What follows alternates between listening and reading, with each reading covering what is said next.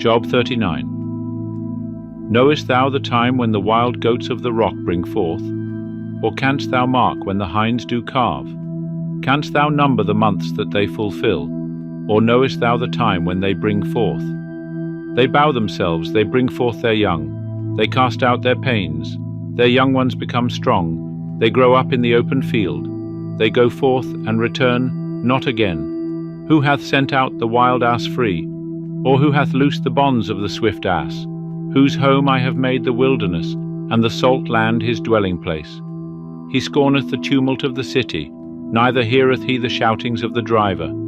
The range of the mountains is his pasture, and he searcheth after every green thing. Will the wild ox be content to serve thee, or will he abide by thy crib?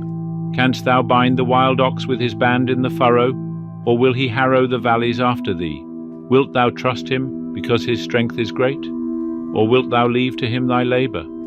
Wilt thou confide in him, that he will bring home thy seed, and gather the grain of thy threshing floor? The wings of the ostrich wave proudly, but are they the pinions and plumage of love?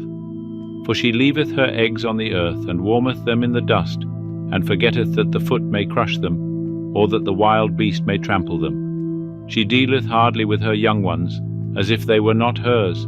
Though her labor be in vain, she is without fear, because God hath deprived her of wisdom, neither hath he imparted to her understanding. What time she lifteth up herself on high, she scorneth the horse and his rider. Hast thou given the horse his might?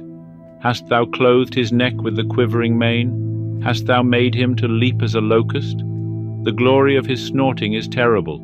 He poureth in the valley, and rejoiceth in his strength. He goeth out to meet the armed men. He mocketh at fear, and is not dismayed, neither turneth he back from the sword.